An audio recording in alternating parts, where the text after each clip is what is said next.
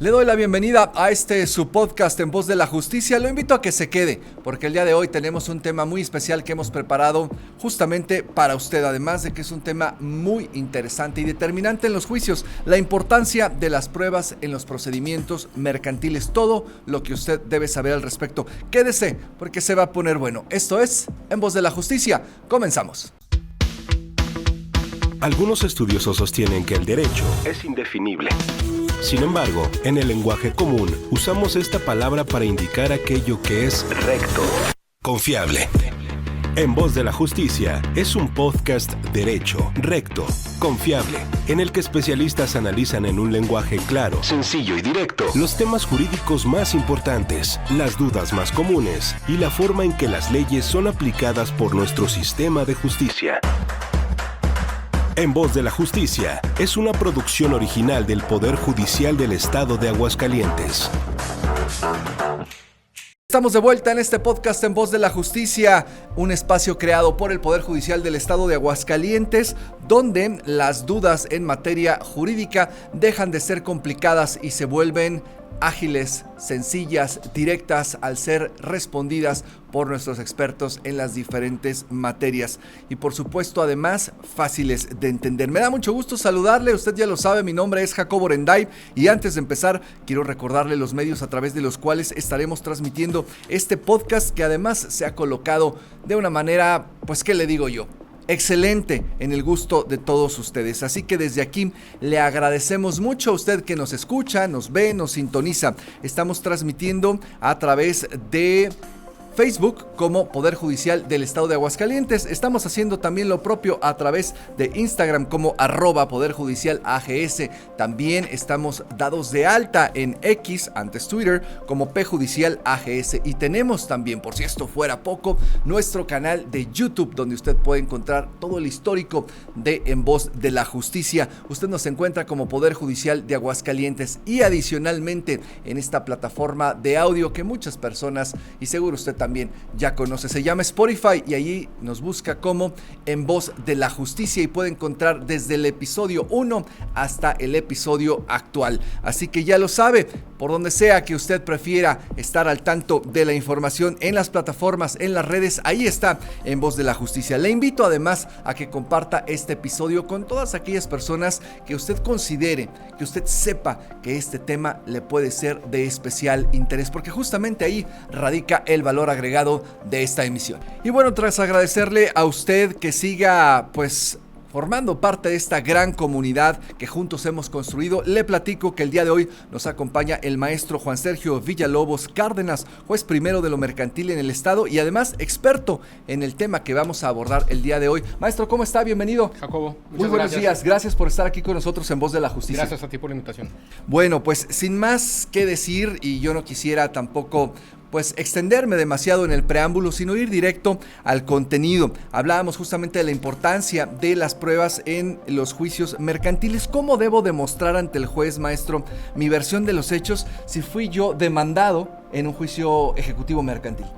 Mira, Jacobo, la regla de oro en materia mercantil y en todos los procedimientos, en todos los juicios de cualquiera que sea la naturaleza, sea civil, sea mercantil, sea familiar, incluso penal, es el que afirma está obligado a probar. Esa es la regla de oro.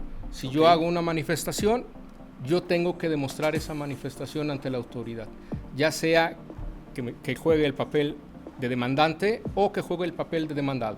Si yo afirmo algo, lo tengo que demostrar. ¿Cómo? A través de las pruebas que la propia ley nos pone a disposición.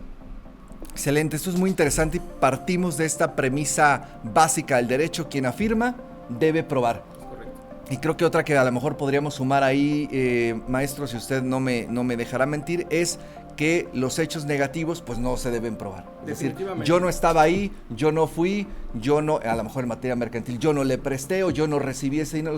Los hechos negativos no se deben probar. Solamente se estaría obligado a demostrar un hecho negativo cuando se desconoce una presunción que se tenga ya de entrada por ley. Solamente ese sería el único caso de excepción, por lo demás no. Por ejemplo, si soy demandado en un juicio ejecutivo mercantil, que son los juicios que digamos que son el grueso de la materia mercantil que se ventila en el Poder Judicial, Seguramente es porque se está reclamando el pago de una deuda que está documentada a través de un documento, un título de crédito. Vamos a pensar un pagaré, un cheque. Ajá. Si la afirmación de quien demanda es, me deben ese dinero,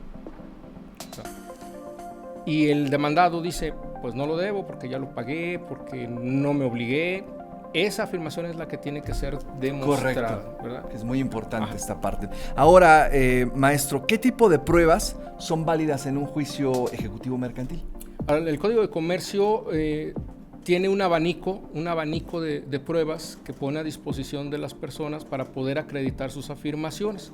Por ejemplo, el Código de Comercio prevé como prueba la documental. Es decir, un ejemplo, si me están demandando que pague una cierta cantidad de dinero y yo voy con el juez y le digo, es que ya lo pagué y aquí está un recibo, la prueba será la prueba documental. La ley tiene prevista ese tipo de pruebas, pero no es la única, ¿verdad? Si yo, por ejemplo, alego, bueno, es que ese documento que tiene ahí una firma que dicen que es mía, yo la desconozco, yo no firmé el documento. Bueno, pues seguramente la prueba idónea para acreditar esa afirmación será la prueba pericial. Okay. Ya lo pagué, no tengo el recibo por escrito, pero sí tengo testigos que presenciaron el pago. La ley prevé como prueba la prueba testimonial. Llevaré en su caso, en su momento, llevaré al juzgado a las personas que hayan presenciado el hecho, el evento que yo estoy afirmando, para que declaren. ¿Verdad? Prueba documental, prueba pericial, prueba testimonial. No, mi prueba es que la persona que me está demandando reconozca ante la autoridad que efectivamente ya le pagué, o que no le debo, que nunca existió la obligación. Pediré que lo citen para que confiese lo que yo estoy afirmando. Correcto. Prueba confesional. Entonces es un abanico amplio que se pone a disposición del ciudadano para que demuestre aquellas afirmaciones en las que está sustentando su defensa. Ahora, se me ocurre pensar, maestro, ¿qué peso tienen las pruebas en un juicio ejecutivo mercantil? Es decir, ¿todas las pruebas valen lo mismo, pesan lo mismo, se ponderan igual? Un ticket de depósito bancario, no sé, un ticket de la tienda de depósito en la tienda de conveniencia, ¿no? En estas que reciben depósito en efectivo, ¿se pueden aportar? ¿Son válidos? Esas pruebas se pueden aportar. Hay que decir algo. Nuestro sistema jurídico prevé un sistema mixto, ecléctico, de ponderación y valoración de pruebas. ¿A qué me refiero? Por ejemplo, hay pruebas que per se el legislador, cuando redactó la ley, dijo, esta prueba tiene valor probatorio pleno, esta no tanto, hay que perfeccionarla, se necesitan otros elementos. Por ejemplo, si a ti te demandan, bueno, no a ti no, si te demandan en un juicio ejecutivo mercantil con un cheque, con un pagaré, la propia ley nos dice, bueno, de entrada, ese documento ya se prueba. De entrada. Entonces, ¿qué sucede? Bueno, si ese documento ya se prueba, se asume que la deuda existe y que es exigible, ¿no?, a la persona demandada. Correcto. que lo pague.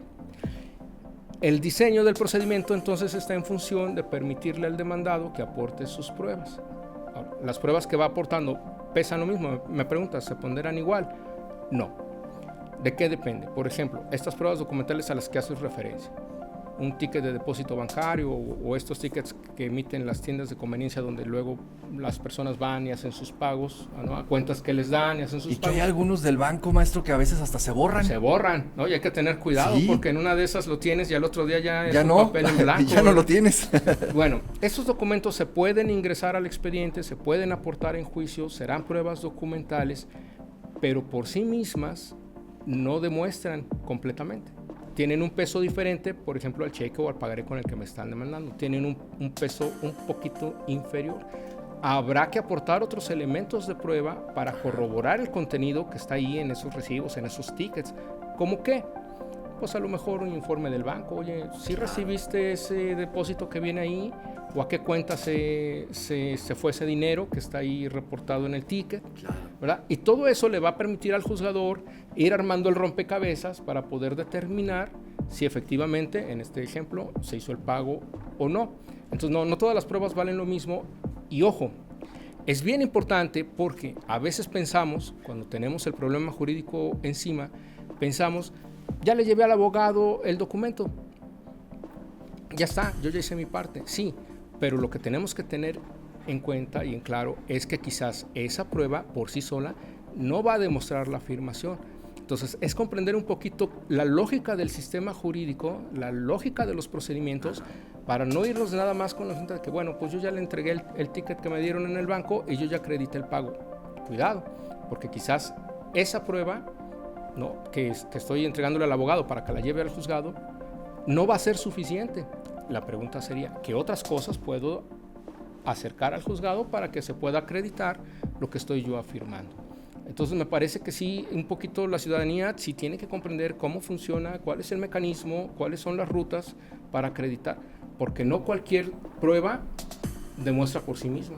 A veces se necesitan varias. Ni pesan lo mismo como estamos viendo actualmente. Ahora, hablando de cuándo aportar las pruebas, ¿cuándo es el momento oportuno para aportar justamente estas pruebas? ¿Y qué sucede si no lo hago? ¿Por un descuido, por una omisión? ¿Lo puedo hacer después? ¿O termina mi derecho para haberlo hecho? No, qué importante pregunta. Además hay que decirlo que juega diferente según la materia, ¿verdad? Por ejemplo, en materia civil está la demanda, está la contestación de la demanda, y luego enseguida hay un periodo que la ley prevé para que tanto actor y demandado aporten sus pruebas. En materia mercantil juega diferente. En un juicio ejecutivo mercantil, por ejemplo, tengo la demanda, ahí tienes que ofrecer las pruebas. Tengo la contestación a la demanda, ahí tienes que ofrecer las pruebas. No va a haber un momento posterior. Si tú no lo ofreces ahí, ya no se hizo. Entonces sí hay que tener cuidado el tipo de procedimiento que estamos enfrentando para saber cuál es el momento. Si yo como demandado estoy diciendo en mi contestación a la demanda, bueno, es que yo ya pagué, pues en el mismo escrito tengo que mencionar, tengo que decir cuáles son las pruebas que acreditan tal afirmación. Y si son pruebas, en este caso pudieran ser pruebas documentales, ahí tienen que ir ya pegadas a la demanda. No, si no las tengo, pues las tengo por lo menos que mencionar, porque ya no va a haber una oportunidad después. Si no lo hago, ya no lo hice. Pierdo mi derecho. Se pierde el derecho. Correcto, para... eso es bueno tenerlo anotado. Se pierde el derecho para acreditar. Entonces sí hay que tener cuidado y hay que entender cuáles son las lógicas según el procedimiento. En algunos procedimientos sí hay un periodo para ofrecer pruebas. En otros procedimientos como el mercantil, no. Ahí es en momentos procesales. Demanda, contestación a la vista. La ley y el derecho están aquí, en voz de la justicia. Ahora, ¿qué pasa si me toca la de malas? ¿Pierdo el juicio? ¿Ya no hay nada que yo pueda hacer? ¿Se pueden ofrecer otras pruebas ante otra autoridad diferente? ¿O las cosas irremediablemente se quedan así? Bien. Si agotado el procedimiento me dictan una sentencia en contra, a pesar de que yo había aportado mis pruebas, quizás el juez al valorarlas concluyó que no alcanzaban a demostrar mis afirmaciones, el ciudadano, bueno, siempre tendrá a su alcance un camino jurídico para tratar de revertir el resultado del fallo. ¿Cuáles son? Básicamente son dos: un recurso ordinario a través de un recurso de apelación, que en materia mercantil siempre dependerá de las cuantías que se estén demandando. No todos los asuntos son recurribles en apelación. Y el otro camino es el juicio de amparo, que no es un recurso, es un juicio. Entonces, bueno, esos serían los caminos. Hay que decir esto con mucha claridad. Ni el recurso de apelación ni el juicio de amparo son renovaciones de la instancia. ¿Qué quiere decir? No vamos a resetear el tablero y vamos a empezar de cero. Eso ya no va a ocurrir. ¿Qué es lo que va a suceder? Las instancias superiores, en este caso el Supremo Tribunal, si hay un recurso de apelación, revisará si el razonamiento que hizo el juez, si la ponderación que hizo de las pruebas se apegó o no a las reglas que están establecidas en la legislación. Eso hará un trabajo de revisión. En el juicio de amparo se hará un trabajo similar, pero el punto será hará un control constitucional. Eso es lo que será, o un control de convencionalidad. Verán si el trabajo del juez se apartó o no de los parámetros constitucionales o de tratados internacionales. Eso es lo que se va a hacer ahí. Pero ya no se van a poder aportar pruebas allí. En el Supremo Tribunal ya no podrá la persona decir, se me quedó en el cajón el recibo, claro, y aquí está. Ya no va a poder ser eso. Qué interesante además, maestro, el si me lo permite la palabra, el escudriñar, el ver por dentro justamente las entrañas de este proceso, en este caso el proceso mercantil, y comprenderlo a fondo, porque justamente en esos pequeños detalles de cómo se aportan las pruebas, de cómo se va conduciendo el proceso, es quizás a veces lo que marca la diferencia entre ganar o perder un juicio. Sí, definitivamente, y sobre todo esta sensación que luego le puede quedar al ciudadano, en el sentido de que, pues, si yo aporté mis pruebas, yo sé que pagué, ahí está el recibo y perdí el juicio, y la percepción pudiera ser, pues, de injusticia, ¿no? O incluso de cuestiones ilícitas o ilegales o ahí turbias, ¿no? Que pudiera estar pensando el ciudadano, cuando en realidad quizás lo que ocurrió es que las pruebas que tenía, no porque no valieran, sino porque no alcanzaron a ser suficientes según las propias reglas que el legislador estableció en el propio código, ¿verdad? Entonces sí hay que, me parece que es bien importante que el ciudadano comience este ejercicio de irse compenetrando un poquito de cómo funciona en realidad el sistema legal del país, qué hacen los tribunales, hasta dónde sí y hasta dónde no, ¿verdad? Puede el juzgador hacer una ponderación de las pruebas que se están aportando. Y yo creo que esto es súper importante, porque creo yo que muchas veces se queda el ciudadano con ese sentimiento de que esto fue injusto, yo ya había pagado, etc. Sí, pero hay que entender algo. En tema de justicia, no todo le corresponde al Estado, no todo le corresponde al juzgador. El ciudadano también tiene una responsabilidad, como la tenemos todos en todas las cuestiones públicas. Es decir, tenemos que involucrarnos. Estoy demandado, tengo que involucrarme, saber cómo está, platicar con mi abogado, saber cuáles son las reglas del juego en las que vamos a participar. Eso me parece que es súper importante. Pues quiero agradecerle, maestro Juan Sergio, el estar con nosotros aquí en Voz de la Justicia, charlando este tema que pocas veces se aborda, pero que no por ello es menos importante. Es decir, como mencionábamos ahora, es pues prácticamente las entrañas de este proceso y lo que después genera las decisiones, las sentencias que se emiten por parte de los órganos jurisdiccionales. Muchísimas gracias, maestro Para Juan Sergio servirte, Villalobos. muchas gracias por la invitación. Gracias, bienvenido siempre. Él es Juan Sergio Villalobos Cárdenas, juez primero de lo mercantil aquí en el estado de Aguascalientes.